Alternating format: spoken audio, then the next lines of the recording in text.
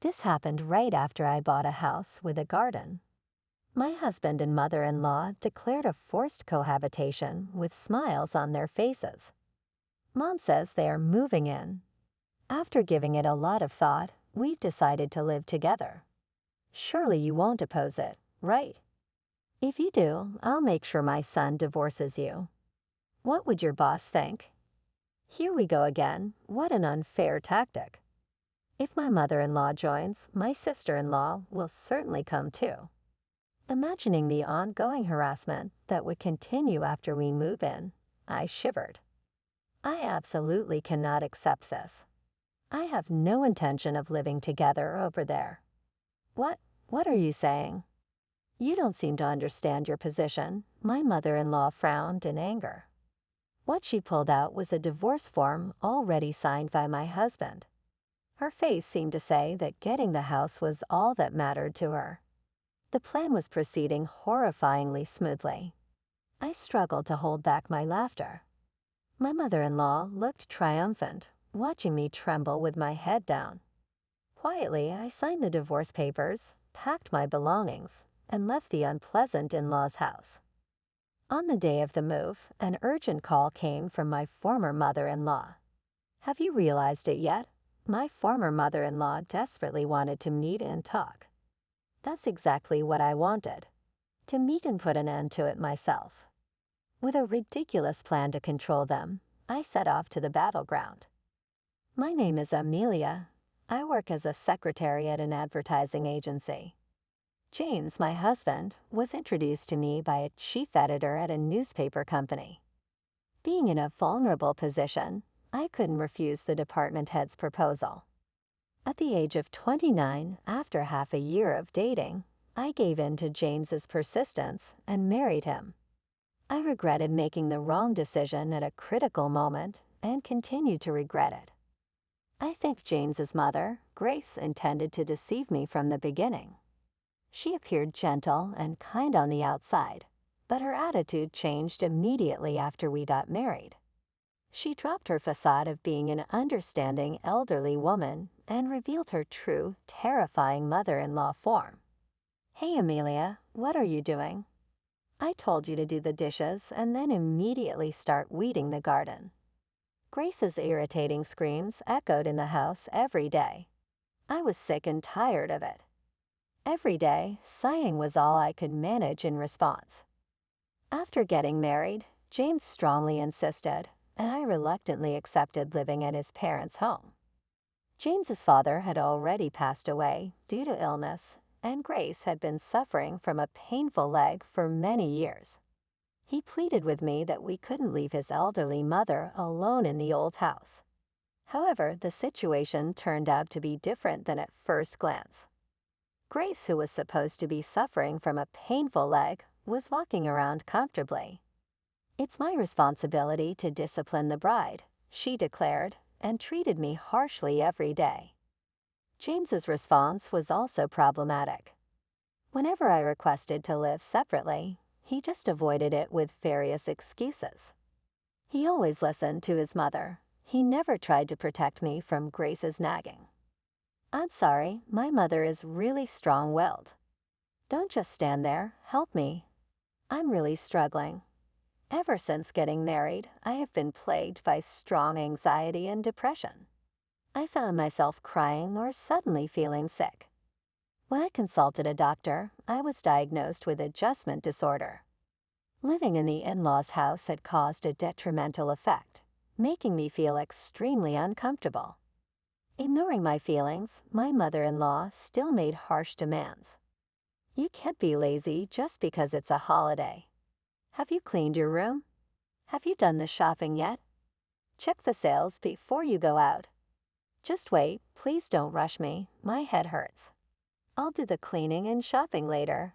Don't be spoiled, do as you're told immediately. You're supposed to be a wife. No, a wife is not just a maid. I wanted to argue that most of the demands made by my mother-in-law were about maintaining the house. Cleaning the gutter, cleaning the curtains, fixing the cracks in the pillars. The family home was very old and falling apart everywhere. The house creaked whenever the wind blew. Each time my mother-in-law would press my husband to build a new house. This house is rented. We're renting it cheaply from a friend. Don't you ever think about wanting to live freely in your own home, James? You must be thinking the same, right? I think so too, but it's impossible with my income. Oh, owning our own home is a distant dream. My mother-in-law was frustrated with her incompetent son, so it was only natural that her anger was directed at me, his wife. Cooking, cleaning, weeding the garden, taking her to the doctor. I worked full-time and was exhausted, but my mother-in-law didn't care. It didn't surprise me that I developed an adjustment disorder. That's how I felt every day. 6 months after I started living with my in-laws, my already difficult life was further complicated by the return of my sister-in-law, Maya. She had gotten divorced and brought her child back with her. "I can't stand to see your face anymore," she was told, and it seemed she was kicked out. Yes, it was my fault. I neglected my own child and got involved with my husband's boss, she admitted. What on earth was she thinking? While I was shocked, Maya smirked, just like her mother. My sister-in-law's behavior was similar. She didn't know housework and even made me clean her room. It can't be helped, right? I'm raising a child. You wouldn't understand since you don't have kids. But it's much harder than it looks, so I'll need your support. Maya wasn't working. She just idled her days away. She even neglected looking after her child. She would just slouch sloppily on the sofa. Her behavior on weekends was especially awful. She would leave her young daughter with me and go out to play at the casino. Maya seemed to have problematic friends too. They would gather during the day and have drinking parties. I wish she would help even a little with the housework, but she did absolutely nothing. She was the type to do anything to get money for her fun. An incident occurred. Maya handed me a bag. Inside were, "These are my father's belongings. Cufflinks, a ring, an antique. What am I supposed to do with these?" "Think about it for a bit. Sell these and make some money. But make sure to sell them for a high price, okay?" These were the possessions of her deceased father. They should have been treated as heirlooms. The fact that Maya was telling me to sell such items made me feel sad. Thinking about her gambling with that money made my heart ache even more. Because I was strongly opposed, I explained the situation to my husband and left everything up to him. After that, I don't know how he handled his father's heirlooms, and honestly, I don't even want to know. When Maya first came back, various problems occurred. My things started to go missing more frequently since she returned. I also found out during this period that my husband was having an affair. A friend of mine who works at a different advertising agency saw him by chance downtown on a holiday. He was walking hand in hand with a flashy young woman. Hearing this, I was shaking with anger. Working all day, even on holidays, and you're out having fun with a young woman? I can't believe it. Are you having an affair? Who is she? Tell me the truth. No, it's not an affair. She's just a woman from a bar. What about that? A married man shouldn't be going to such places, right? Maya was laughing loudly while listening to our conversation. My mother-in-law looked surprised, but she didn't criticize my husband severely. Interview: the reason my husband went to such places was because I was lacking as a wife. It's embarrassing to make such a fuss about this. It's your fault. If you were more attentive to your husband, this wouldn't have happened. I can't agree with that, Grace. Isn't that a bit unreasonable? In this house, that's common sense. Going to bars or having affairs is like a part of a man's instinct. It's the wife's role to tolerate such things with an open mind. You're a bad daughter-in-law. What is considered common sense here seems to be nonsense there. That I should allow him to go to bars? That's impossible. My stress keeps increasing. I can't just sit back and do nothing. Determined to change this disgusting situation, I decided to take action. My mother and sister-in-law continued their usual behavior every day. They treated me like a maid. They lay around on the sofa or floor like slackers, and when hungry, they would yell loudly, "Why isn't lunch ready yet? It's already past noon. Can you please stop dozing?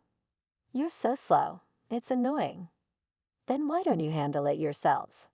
I'm constantly busy with gardening, airing out the bedding, shopping. I hardly have a moment to breathe. Stop that defiant attitude. You should know your place." It seemed like I was not even allowed to express my opinion honestly. I was fed up. I wanted to move forward with a divorce as soon as possible. But things weren't that simple. The chief at the newspaper company, who I was indebted to, had introduced me to my husband. My boss also asked me to maintain his good reputation. My mother-in-law knew this fact and often used it to her advantage, which was infuriating. I felt completely trapped. Day after day, I had to just sit still and bear with it. Then one day, my husband's affair became a clear reality. A colleague in the same industry had found solid evidence. This prepared me for the initial stages of my plan. Now it was time to think about the next step. About a month later, during dinner, my sister-in-law was browsing through a housing catalog that was clearly the one I had put in my bag. "Seems like you were planning to buy a house. Why did you go through my bag? Why would you do such a thing? Calm down. It's a bit rural, but looks like it." About a month later, during dinner, my sister-in-law was browsing through a housing catalog that was clearly the one I had put in my bag. "Seems like you were planning to buy a house. Why did you go through my bag? Why would you do such a thing? Calm down. It's a bit rural, but looks like it's a lovely house, Amelia. Please consult with me before doing such things." The house I liked had a garden. As my mother-in-law said, it was in the countryside, but had a very nice exterior. In fact, I had already visited the site several times and met with a real estate agent. When I told them everything, the three of them became even more interested. "Really? You progressed that far already? Are you really going to buy it? It's good value for money and spacious, not bad at all, James. You just need a bit of courage. Really? But a house with a garden? I'm a bit hesitant. If you become the head of the household, I'll support you. Don't you want to move out of here and just live with Amelia?" Before I could act, my mother-in-law had already persuaded my husband. What an evil way to put it, as if they had no intention of letting me go that easily. When the discussion about buying the house came up, I brought up the issue of ownership, and my husband frowned and said, "I will be the head of the house. The name on the deed will, of course, be mine. So is it okay to proceed to buy this house and start a new life together?" "Yes, it's okay. I'll show what I'm made of. Let's buy that house. Get the procedures done quickly," my husband declared. Clearly, my mother and sister-in-law praised his decision. However, I noticed something. The two of them exchanged glances and smirked. A few days later, right after I bought the house with the garden, my husband and mother-in-law together declared a forced cohabitation with smiles. Mom says they're moving in too. After giving it a lot of thought, we've decided to live together. Surely you won't oppose it, right? If you do, I'll make sure my son divorces you.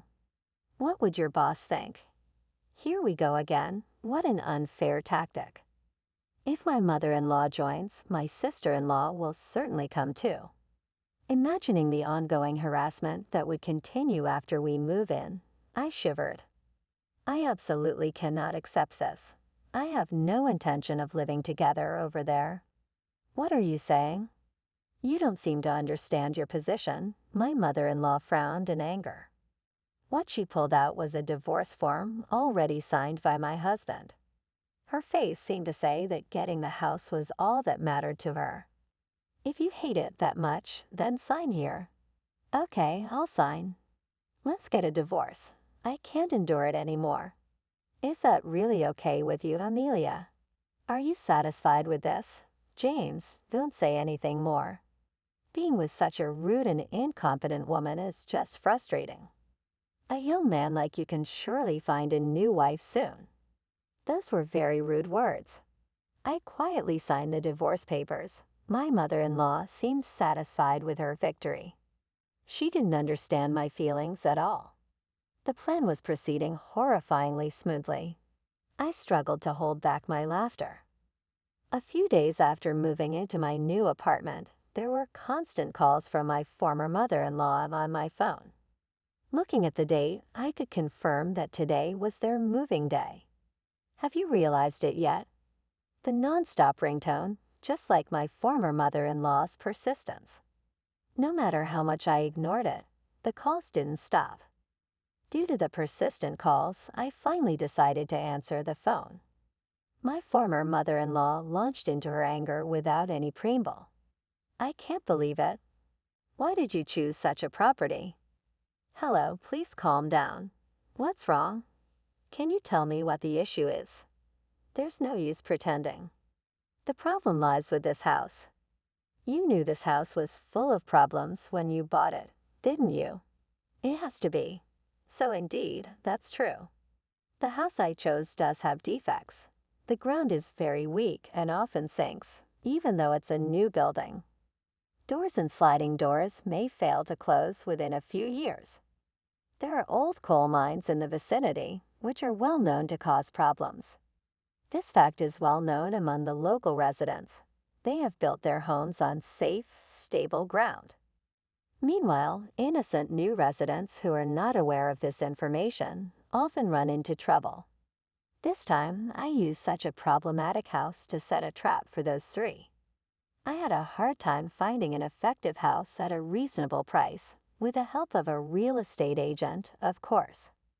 I intentionally let my former sister-in-law steal. I wanted to tell everything, but I couldn't. I pretended not to know. A defective house. That can't be right. You must be mistaken. I argued, what are you saying? It's so obvious. Anyways, come over here. What? No, I honestly don't want to see you anymore. I firmly refused. What are you talking about? I no longer want to deal with a family that seems like a monster to me. I told them I would refuse no matter what amount they offered. Afterward, my former mother-in-law withdrew in despair, and my ex-husband came on the phone. Amelia, please listen. I just want you to understand our position a little. I'll return those words to you, James. Have you ever considered my feelings, even a little? No, right? I've been lonely all this time. I'm sorry, I apologize. Where are you now? Can you tell me your new address? Why would I tell you? If by any chance you came to visit, I would have to move again. I want to cut off any relationship I have with you all. The argument went nowhere. After a while, my former in-laws started making even more unreasonable claims. They insisted that the divorce was invalid and claimed we were still family. I had 2 colleagues at work witness and sign the divorce papers, which I submitted to the city hall. It's impossible for the divorce to be invalid. How lacking in understanding are they? Let's meet just once to talk. It's not getting resolved. Come on, I'm asking you, Amelia, just once is fine. Let's settle things properly in person. Okay, my former mother-in-law and ex-husband were insistent on meeting up. Even if I refused, they would likely contact me again.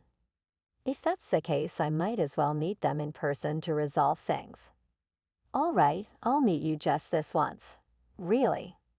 Thank you, I appreciate it. But I will decide the place and time of the meeting. All right, because there would be problems if they tried to ambush or follow me, I needed to leverage my position to avoid future troubles. Therefore, I carefully planned and called them to meet at a specific cave. I arrived at the cave 20 minutes late as scheduled. My former mother and sister-in-law, who had been kept waiting, were furious. My ex-husband just gave a sly smile. It was the reaction I had expected. How dare you keep your elders waiting? That's very rude. I don't want to hear about common sense from you. What do you want? How can you say that? I'm so angry. You pushed this defective house on us, and it's been a hassle. You need to take responsibility. I've told you many times, I didn't know it was you who chose to live there. My former mother-in-law was at a loss for words. It seemed she couldn't deny it. They and my former sister-in-law had decided to live in the defective house by themselves. It appears that their previous residence was being renovated by the owner. As a result, the only place they could live now was that defective house. If you're done, I have something to say. I'm going to file a lawsuit and claim damages against you. Prepare yourself. What damages? A lawsuit? Why would you do such a thing? I don't understand. What have I done to you? Be specific. You have mentally pushed me to the point where I developed an adjustment disorder. Then I presented a copy of the medical diagnosis I had received from the hospital. The three of them stared intently at it, especially my former mother-in-law, who could hardly hide her surprise. She must not have thought that I had been receiving psychiatric treatment. You probably never imagined how much pain your words could cause someone. It has been very hard for me. My chest hurt and I couldn't stop crying. It was that painful. That's just because you're weak after all. I had to say those things because you were such a bad wife, weren't you? What you just said could be considered defamation. You've called me a bad wife many times. Did you know that? Such acts could be punished with up to a year in prison or a fine of up to $2,000. What? That's a little bit too much. My former mother-in-law did not understand. She had no idea how immoral her actions were, the gravity of berating and hurting someone. Additionally, you might face another criminal charge for the threats you made about bringing up my divorce with my boss. Remember, that's considered extortion. Come on, you're exaggerating. It's not an exaggeration. By the way, the statutory penalty for extortion is up to 2 years in prison or a fine of up to $2,000. I won't back down. Just wait a moment, my former sister-in-law interjected, her eyes sharper than usual, a glimpse of her former delinquent self showing through. I won't be intimidated by such threats. I've heard everything, but what's this? Are you threatening to use Mom's ignorance? Do you even have proof of the insults and threats? Actually, I do. I've been recording everything all along. Long? What you've been recording? Yes, I had been using a recording app on my smartphone, all the while I was at my former in-law's house. There was plenty of audio evidence. I've prepared a file of all the abusive words thrown at me by my former mother-in-law. These recordings would substantiate the charges of defamation and extortion. Did you think I would remain a victim forever? Not just my mother-in-law, but you too, Maya. You could be liable for these crimes. What? Why? What have I done? Think about your actions. Haven't you committed crimes? Can you say you haven't troubled me?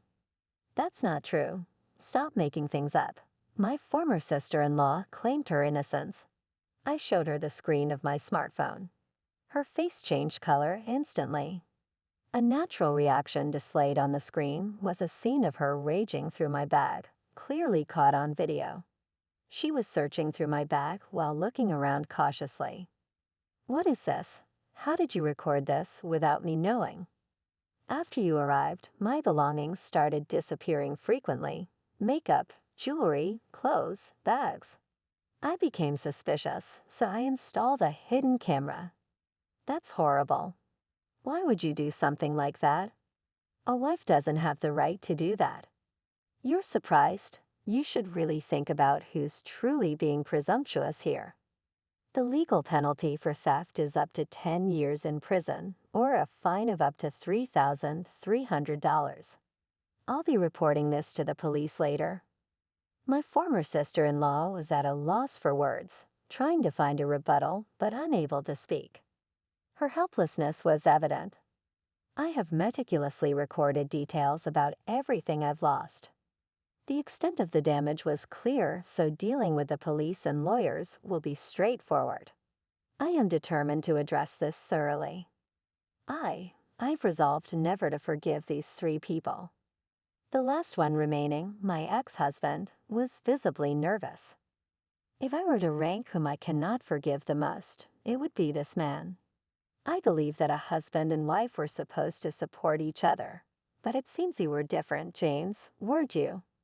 From the beginning to the end, you were my enemy, weren't you? An enemy? I never intended that. I never thought that way at all. Please believe me, I was just trying to make things right today. Yeah, enough with the lies. I don't need you to make things right. My ex-husband has always been a cowardly, two-timing man, always trying to be on the stronger side. In the past, he was always with my former mother-in-law and sister-in-law. Nothing has changed. Even now, he's trying to appease me somehow, hoping to escape the situation. If he had been a more decent person, we might still have been married. If he had proposed starting a new life, just the two of us, I might have accepted.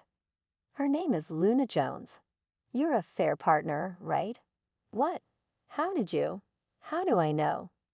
I just had someone investigate, a skilled friend of mine. I even have photos of you and Miss Jones entering a hotel. Look, here they are. No, don't show me. Please don't. When I tried to show him the smartphone screen, my ex-husband quickly became agitated and tried to stop me. He was embarrassed by the revelation of his infidelity, though for him, it should have been no big deal. When it came to morals and ethics, all three of them had already lost theirs. They were such a like-minded family. I put the smartphone and the copy of the diagnosis back in my bag. There was no more evidence to present. It seemed like my former mother-in-law, ex-husband, and former sister-in-law had already lost the will to resist. They were afraid of being reported to the police if they did anything wrong. They looked visibly frightened, but unfortunately for them, I was fully intent on consulting the police regardless of their actions. The police will probably visit you soon. It would be wise not to run away. Otherwise, your punishment might become even more severe. Also, make sure you never follow me again, okay, Amelia? Don't say such harsh things. Weren't we a couple just a while ago? Indeed, but honestly, I consider our marriage a failure. I feel relieved now that we're no longer married. If you try to follow me, be prepared because I'll sue you on that point too. Not to ambush me in front of the company, not to contact me unless absolutely necessary. After making a few simple agreements with them, I left the cave. After I left, they were still looking down. Words cannot be contained. My ex-husband's divorce quickly became public knowledge at his company. The reason for the divorce, his affair, and mistreatment of his wife became widely known within the company. As a result, my ex-husband was treated poorly in his workplace. The situation was brought about by a chief editor at a newspaper company we had dealings with. It didn't take long for my ex-husband to lose trust and receive harsh treatment at his job.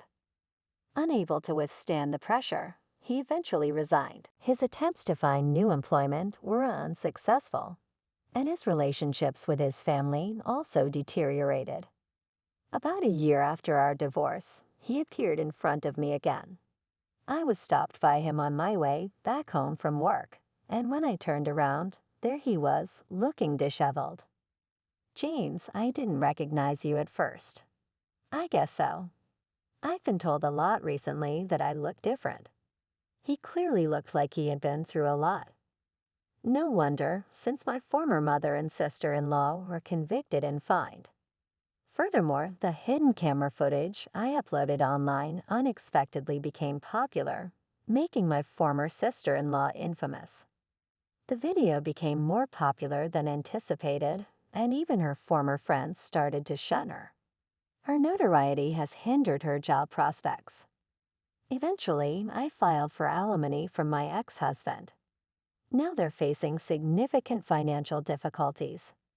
They also need to pay the mortgage on the defective house, which undoubtedly puts them in a tough situation. How are your mother and Maya doing? They're alive, but they're struggling. Both are working now, they have to just to get by. They always say they wish they could go back to how things used to be. They want to go back to living off our income. Typical, they are like parasites. I'm glad I cut ties with them. I expected some objection from him, but there wasn't any. My ex-husband sighed deeply and apologized. I'm truly sorry for everything up till now. I'm reflecting on my actions. I was foolish, Amelia. You were right. I should have always been on your side. I think I must have been out of my mind. I've always thought your family was the problem from the start. Don't be so cold. Please let's live together again. I'm planning to cut ties with that family for good. I'm serious, you're all I have. Is that so? Unfortunately, I'm already seeing someone else. There's no chance of us getting back together. And even if I were single, I wouldn't consider reconciling with you. When I made this clear, my ex-husband collapsed to his knees right then and there. However, I was not about to be fooled by an act meant to garner sympathy. Now, if I were a harsher person, I might have spat at him right there. I left him where he was and continued on my way home.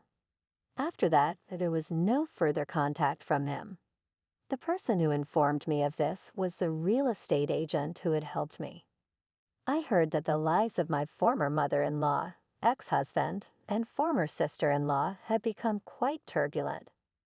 The three of them blamed each other for their poverty, and their relationships gradually worsened. From their house, sounds of arguments and breaking glass could be heard late into the night. They tormented each other, yet couldn't seem to separate, trapped in a miserable relationship. It was like living hell. They became isolated in the community, with no one willing to interact with them. Eventually, they would likely sell their worthless house at a low price and end up burdened only with debt. I can vividly imagine them huddled together on cold nights, cursing each other. Someday, I'd like to see firsthand their pitiful state when they hit rock bottom. Meanwhile, I am incredibly happy these days. My past experiences have shaped who I am today. The existence of my new partner, whom I once mentioned to my ex-husband, has become a significant turning point in my life. He is a highly capable salesperson at a major corporation, respected by many for his work. He respects others' values, and his calm, mature demeanor is well liked by many, including me. He is also divorced. We share a common past as divorcees and show deep understanding for each other. We have decided to walk through life together and plan to have a modest but heartwarming wedding soon. My first marriage was filled with challenges and difficulties. Those experiences are still fresh in my memory, and sometimes just remembering the pain brings tears to my eyes. However, my current partner's gentle support quickly warms my heart again. I can't fully express how much his presence means to me. I feel like I have found the place I truly belong to and have gained the sense of relief I had long been searching for. I am convinced that I reached this point by taking a dater and accumulating many experiences because of my painful past. I believe I can now be kinder and more compassionate towards others. These experiences motivate me to build a positive and bright future. I believe that every moment in life has value and lessons to be learned. Lately, this belief has strengthened, and I feel fulfilled every day.